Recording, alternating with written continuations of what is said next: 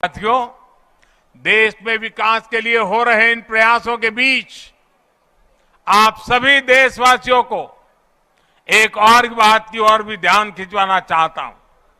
हमारे देश में कुछ लोग हैं जो 2014 के बाद से ही ये ठान कर बैठे हैं और पब्लिकली बोले भी हैं और उन्होंने अपना संकल्प घोषित किया है। क्या किया है?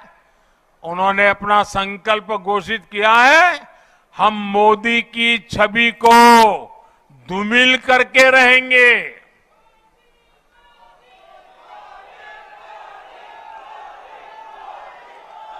इसके लिए इन लोगों ने भांति भांति के लोगों को सुपारी दे रखी है और खुद भी मोर्चा संभाले हुए हैं। इन लोगों का साथ देने के लिए कुछ लोग देश के भीतर है और कुछ देश के बाहर भी बैठकर अपना काम कर रहे हैं। ये लोग लगातार कोशिश करते रहे हैं कि किसी तरह मोदी की इमेज को धूमिल कर दें, लेकिन आज भारत के गरीब, भारत का मध्यम वर्ग, भारत के आदिवासी, भारत के दलित, पिछड़े, हर भारतीय आज मोदी का सुरक्षा कवच बना हुआ है। और इसीलिए ये लोग बौखला गए हैं। ये लोग नए नए पैंतरे अपना रहे हैं। 2014 में उन्होंने मोदी की इमेज, मोदी की छवि धूमिल करने का संकल्प लिया। अब इन लोगों ने संकल्प ले लिया है, मोदी तेरी कब्र खुदेगी। इनकी साजिशों के बीच आपको, हर देशवासी को देश के विकास पर ध्यान देना है, राष्ट्र निर्माण पर ध्यान देना है। हमें विकसित भारत में मध्य प्रदेश की भूमिका को और बढ़ाना है। ये नई वंदे भारत एक्सप्रेस इसी संकल्प का ही एक हिस्सा है। वंदे भारत एक्सप्रेस से भोपाल और दिल्ली के बीच का सफर और तेज हो जाएगा। ये ट्रेन प्रोफेशनल्स के लिए, नौजवानों के लिए, कारोबारियों के लिए नई नई सुविधा लेकर के आएगी। साथियों, ये आयोजन जिस आधुनिक और भव्य रानी कमलापति स्टेशन पर हो रहा है, उसका लोकार्पण करने का सौभाग्य भी आप सबने मुझे दिया था। आज मुझे यहीं से दिल्ली के लिए भारत की आधुनिकतम वंदे भारत ट्रेन को रवाना करने का आपने अवसर दिया है। रेलवे के इतिहास में कभी बहुत कम ऐसा हुआ होगा कि एक ही स्टेशन पर इतने कम अंतराल में किसी प्रधानमंत्री का दोबारा आना हुआ हो।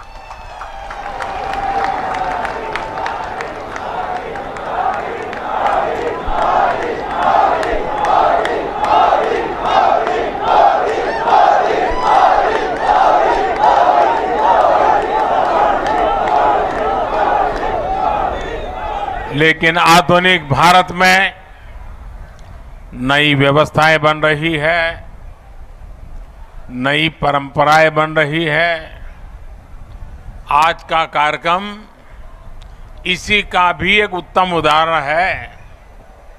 साथियों, अभी यहां मैंने जो यात्री के रूप में हमारे स्कूल के बच्चे जा रहे थे, कुछ पल उनके बीच बताया, उनसे संवाद भी किया। उनके भीतर इस ट्रेन को लेकर जो उत्सुकता थी, उमंग थी, वो देखने योग्य थी। यानी एक तरह से वंदे भारत ट्रेन विकसित होते भारत की उमंग और तरंग का प्रतीक है। और आज जब ये कार्यक्रम तय होता था तो मुझे बताया गया कि 1 तारीख को कार्यक्रम है। मैंने कहा भाई 1 अप्रैल को क्यों रखते हो?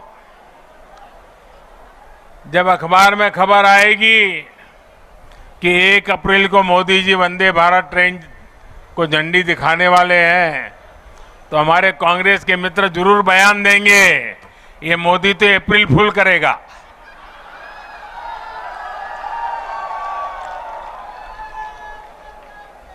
लेकिन आप देखते हैं 1 अप्रैल को ही ये ट्रेन चल पड़ी है। साथियों, ये हमारे कौशल, हमारे सामर्थ्य, हमारे आत्मविश्वास का भी प्रतीक है। और भोपाल आने वाली ये ट्रेन तो पर्यटन को सबसे ज्यादा मदद करने वाली है। इससे सांची स्तूप, भीमबेटका, भोजपुर और उदयगिरी गुफा जैसे पर्यटन स्थलों में आवाजाही और बढ़ने वाली है। और आपको पता है कि पर्यटन बढ़ता है तो रोजगार के अनेक अवसर बढ़ने लग जाते हैं, लोगों की आय भी बढ़ती है।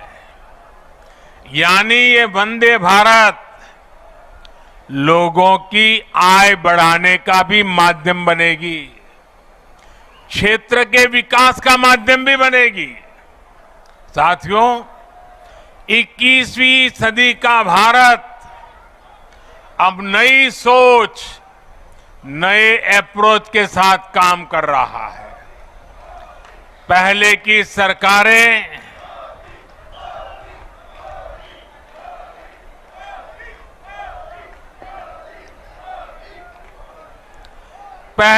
सरकारें तुष्टीकरण में ही इतना व्यस्त रही कि देशवासियों के संतुष्टीकरण पर उनका ध्यान ही नहीं गया। वे वोट बैंक के तुष्टीकरण में जुटे हुए थे, हम देशवासियों के संतुष्टीकरण में समर्पित है। पहले की सरकारों में एक और बात पर बड़ा जोर रहा, वो देश के एक ही परिवार को देश का प्रथम परिवार मानती रही। देश के गरीब परिवार, देश के मध्यम वर्गीय परिवार, उन्होंने अपने हाल पर ही छोड़ दिया था। इन परिवारों की आशाएं, अपेक्षाएं, उन्हें पूछने वाला ही कोई नहीं था। इसका जीता जागता उदाहरण रही है हमारी भारतीय रेल। भारतीय रेलवे दरअसल सामान्य भारतीय परिवार की सवारी है। माता, पिता, बच्चे, दादा, दादी, नाना, नानी, सबको इकट्ठे जाना हो तो दशकों से लोगों का सबसे बड़ा साधन रेल रही है। क्या सामान्य भारतीय परिवार की इस सवारी को समय के साथ आधुनिक नहीं किया जाना चाहिए था? क्या रेलवे को ऐसे ही बदहाल छोड़ देना सही था? साथियों, आजादी के बाद भारत को एक बना